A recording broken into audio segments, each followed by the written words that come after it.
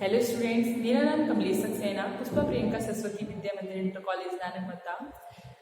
Video है class 8 के लिए बच्चों। विषय है हमारा सामाजिक विज्ञान, उप विषय है हमारा राजनीति विज्ञान, अध्याय है हमारा 5वां न्यायपालिका। इससे पहले वाले अध्याय में बच्चों मैंने आपको कानूनों की समझ के विषय में बताया था कि कानून क्या होते हैं और कानूनों की आवश्यकता क्यों होती है। और आज है हमारा न्यायपालिका बच्चों। तो न्यायपालिका को बताने से पहले हम सरकार के 3 अंगों के विषय में आपको बताएंगे कि सरकार के 3 अंग कौन कौन से होते हैं। तो सबसे पहला है व्यवस्थापिका। तो व्यवस्थापिका में क्या होता है, कानून बनाना होता है। दूसरा है हमारा कार्यपालिका। तो कार्यपालिका क्या करती है, जो कानून बनाए गए हैं उनको लागू करने का काम करती है कार्यपालिका। फिर आता है हमारा न्यायपालिका, जिस विषय में हम बात कर रहे हैं। तो न्यायपालिका जो है इसका कार्य होता है कानून की व्याख्या करना। तो कह सकते हैं कानून के अनुसार ना चलने वाले लोगों को दंडित करने का काम करती है, या इस प्रकार न्यायपालिका विवादों को सुलझाने का काम करती है, या अपराधों को कम करने का काम करती है, या फिर अप्रत्यक्ष रूप से उसे समाज के मार्ग में प्रशस्त करती है। अगर हम न्यायपालिका की भूमिका की बात करें तो विवादों का निपटारा कराना होता है। न्यायिक व्यवस्था नागरिक और नागरिक व सरकार, दो राज्य सरकार केंद्र के बीच पैदा होने वाले विवादों को हल कराने की क्रियाविधि मुहैया कराती है। नेक्स्ट अगर हम बात करें कि न्यायिक समीक्षा, तो संविधान की व्याख्या का अधिकार मुख्य रूप से न्यायपालिका के पास ही होता है। यदि न्यायालय को ऐसा लगता है कि संसद द्वारा पारित किया गया कोई कानून संविधान के आधारभूत ढांचे का उल्लंघन करता है तो इस कानून को वो रद्द कर सकती है। ठीक, अब है कानून की रक्षा और मौलिक अधिकारों का क्रियान्वयन। तो इसमें क्या है, देश के अगर किसी भी नागरिक को ऐसा लगता है कि उसके अधिकारों का उल्लंघन हुआ है तो वो क्या कर सकता है, या तो सर्वोच्च न्यायालय में या उच्च न्यायालय में जा सकता है। ठीक है, अब बात आती है अगर हम स्वतंत्र न्यायपालिका क्या होती है, तो स्वतंत्र न्यायपालिका की आवश्यकता क्यों होती है, या स्वतंत्र न्यायपालिका क्या है।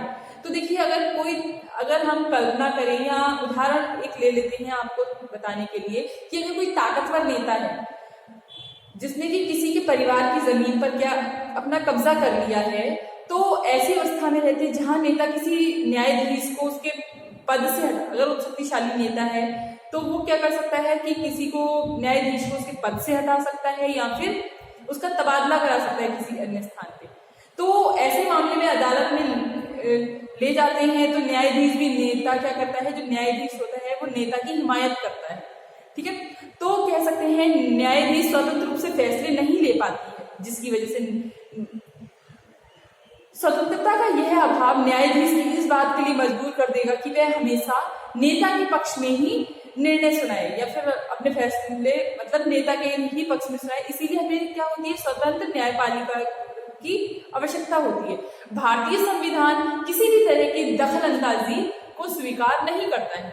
हमारे संविधान में न्यायपालिका को पूरी तरह से स्वतंत्र माना गया है। विधायिका, कार्यपालिका जैसी सरकार की अन्य शाखाएं न्यायपालिका के काम में दखल नहीं दे सकती हैं। अदालतें सरकार के अधीन नहीं है, ना ही सरकार की ओर से काम करती हैं। न्यायपालिका की शक्तियां और कार्यों के कारण पूरे राष्ट्र का कल्याण और अधिकारों का संरक्षण न्यायालयों का दायित्व बन जाता है। इसीलिए इन कार्यों को सुचारू ढंग से संपन्न करने के लिए उसका दायित्व है।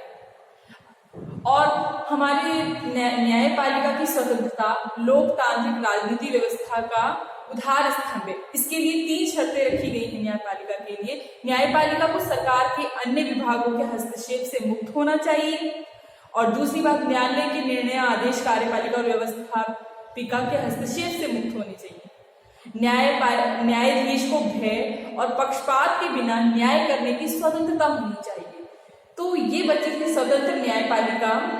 तो स्वतंत्र न्यायपालिका की आवश्यकता क्यों होती है, स्वतंत्र न्यायपालिका का स्वतंत्र होना क्यों आवश्यक है, ये मैंने आपको बताया कि स्वतंत्र न्यायपालिका क्या होती है और सरकार के अंग और न्यायपालिका की भूमिका।